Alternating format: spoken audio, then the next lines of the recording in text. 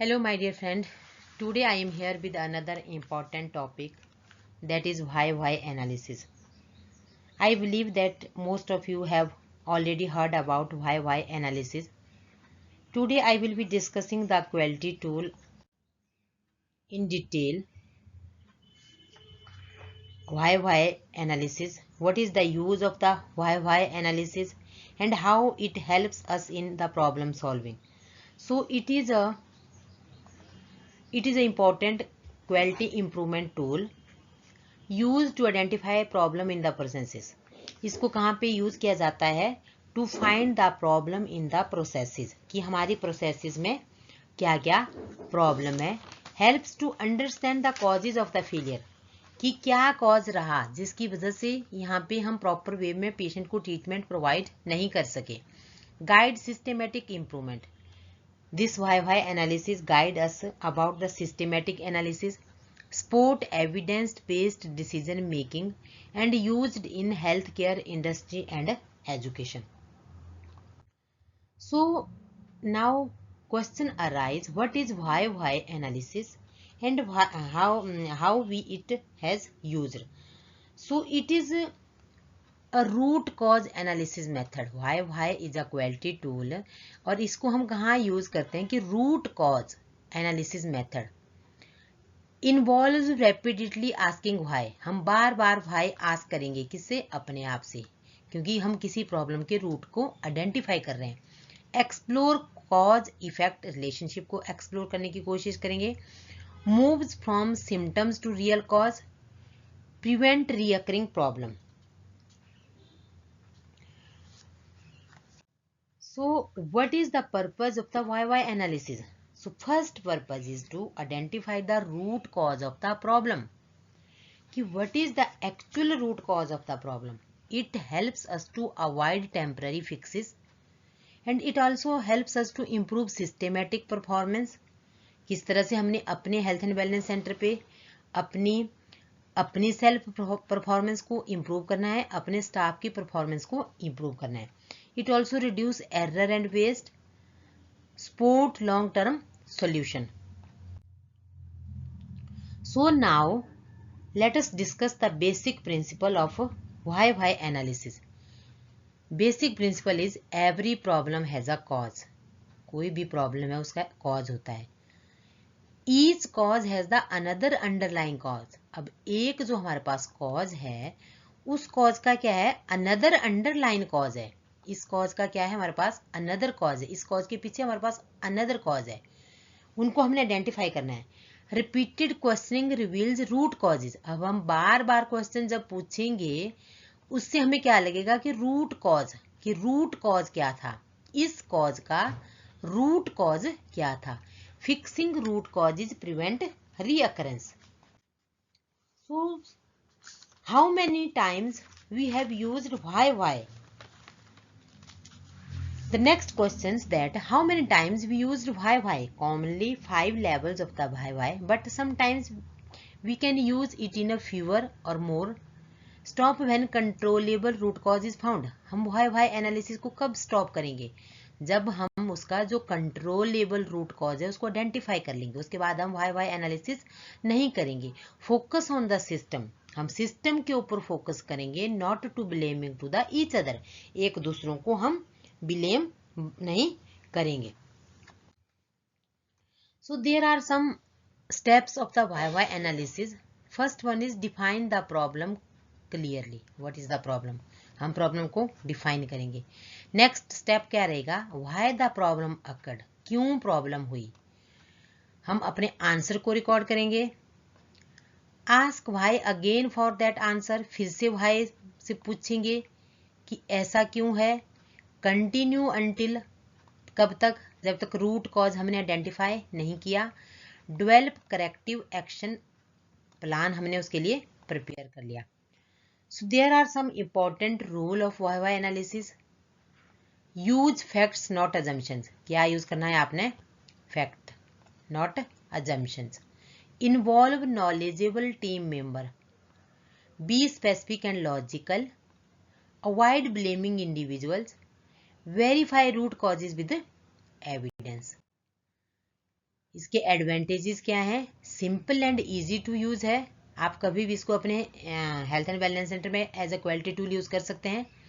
No special training required, highly effective root causes tool, promote logical thinking, support permanent solution. Limitations क्या है इसकी? May over simply complex problems, depend on the team, knowledge के ऊपर depend करता है कि वो किस तरह से वाई वाई एनालिसिस को यूज करते हैं। डिफरेंट टीम में रीच द डिफरेंट कॉजेज। अब मान लो कि आप 5 लोग हैं अपने हेल्थ एंड वेलनेस सेंटर में, तो डिफरेंट टीम मेंबर्स क्या होगा, वो डिफरेंट टाइप्स के कॉजेज को आइडेंटिफाई कर सकता है। Needs verification with the data. Applications हम कहाँ कहाँ इसको यूज कर सकते हैं? हेल्थ केयर इंसिडेंट्स एनालिसिस में, मैन्युफैक्चरिंग अगर कोई डिफेक्ट है, सर्विस डिलीवरी प्रॉब्लम्स है, एजुकेशनल परफॉर्मेंस इशू है, प्रोजेक्ट फेलियर एनालिसिस है। तो इस तरह से हम why why analysis flow diagram बना सकते हैं। प्रॉब्लम है आपके पास, कोई एक प्रॉब्लम है Y1, एक बार आप उसको पूछेंगे, दूसरी बार फिर से पूछोगे Y2, तीसरी बार फिर से Y को यूज करेंगे, फोर्थ टाइम फिर से यूज करोगे और फिफ्थ टाइम तक आप रूट कॉज पे पहुंच जाओगे। तो इसको मैं एक केस स्टडी के द्वारा इसको एक्सप्लेन करना चाहती हूँ कि किस तरह से आप अपने हेल्थ एंड वेलनेस सेंटर में वाई वाई को यूज कर सकते हैं। फॉर एग्जांपल, एक मेडिकेशन डिले हो जाता है हेल्थ एंड वेलनेस सेंटर में। प्रॉब्लम क्या है कि patient medication given late, patient को आपने मेडिकेशन नहीं दी या लेट दी। नर्स ने क्या कहती है कि नर्स रिसीव्ड मेडिसिन लेट। दूसरा भाई क्या था कि फार्मेसी प्रिपेयर्ड मेडिसिन लेट। तीसरा क्या था कि prescription reached pharmacy late. Doctor ने जो प्रिस्क्रिप्शन थी उसको लेट एक्सप्लेन किया। तो करेक्टिव एक्शंस क्या था कि improve documentation process, standardise prescription timing, introduce electronic reminder, monitor compliance. हमने इम्प्लीमेंटिंग किया why why in organisation, train staff in root causes thinking, use during incidents review, document finding, monitor corrective actions, review effectiveness. Tips of effective use क्या है कि किस तरह से हम इसको इफेक्टिव वे में यूज कर सकते हैं। फर्स्ट ऑफ ऑल आपको वर्क एज ए टीम करना पड़ेगा, यूज विजुअल डायग्राम यूज करने हैं, keep asking logical why, validate finding, focus on the prevention. Why versus other quality tools, हमारे पास बहुत सारी क्वालिटी टूल्स हैं। तो अगर हम why versus other quality tools के बारे में बात करते हैं तो वाई क्या है, सिंपलर है देन फिश बोन डायग्राम से। नेक्स्ट टाइम में फिश बोन डायग्राम के बारे में एक्सप्लेन करना चाहूंगी। तो faster than the statistical analysis है ये, more focus than the brainstorming, हमें ज़्यादा नहीं करनी पड़ती है इसमें, best for direct cause investigation के लिए बेस्ट है। कंक्लूजन क्या है कि why analysis is a powerful root cause tool है, helps identity true source of problem, support permanent improvement, essential for quality management. So case study diagram Y analysis इस तरह से आप बना सकते हो अपने हेल्थ एंड वेलनेस सेंटर में कि प्रॉब्लम क्या थी, मेडिकेशन डिले था। दूसरा हमने पूछा क्यों डिले हुई, what is the reason of the medication delay. हमने फर्स्ट पूछा nurse received medication late, clear. फिर से हमने पूछा क्यों उसने मेडिकेशन लेट रिसीव की, तो फार्मेसी ने मेडिकेशन जो स्टॉक था लेट प्रिपेयर किया। तीसरा हमारे पास क्या था कि प्रिस्क्रिप्शन ही लेट पहुंची जो डॉक्टर ने लिखी थी। चौथा क्या था कि डॉक्टर चार्टिंग डिले, डॉक्टर जो प्रिस्क्रिप्शन जो सेंड की वो लेट पहुंची। जो फिर उसका में चौथा क्या निकला कि उसने डॉक्टर ने चार्टिंग ही लेट की थी। तो रूट कॉजेज क्या हुआ कि पुअर डॉक्यूमेंटेशन वर्क फ्लो, कि इसमें क्या था वाई एनालिसिस में क्या निकला कि पुअर डॉक्यूमेंटेशन वर्क फ्लो था जिसकी वजह से पेशेंट को मेडिकेशन लेट मिली। तो क्लिनिकल केस स्टडी में क्या था कि nursing setting district hospital medical ward, issue patient frequently receive medication late.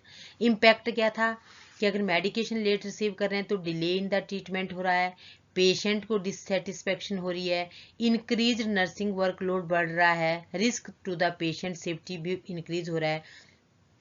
Objectives क्या था कि identify root causes using why analysis and implement practical solution. So 5 why analysis with solutions. Problem 1 medication given late, वही है nurse received late, pharmacy prepared late, prescription reached pharmacy late, doctor charting late. Root causes क्या था कि जो work flow था वो proper way में नहीं हुआ. तो monitor medication timing delay daily. क्या है इसके लिए solution?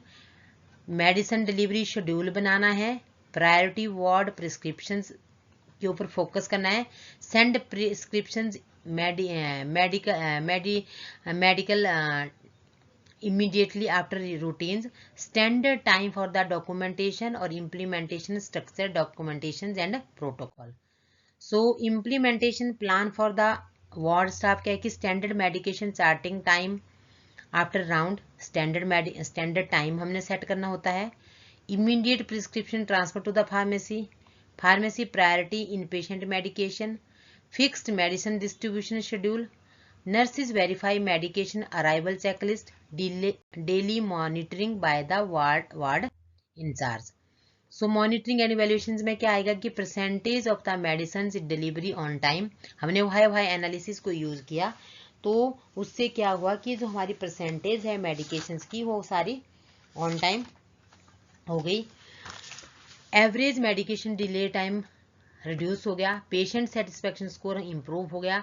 Medication error report reduce हो गया. Staff compliance and documentation timing improve कर लिया. वीकली क्वालिटी ऑडिट रिव्यू कर सकते हैं अब हम उसके लिए.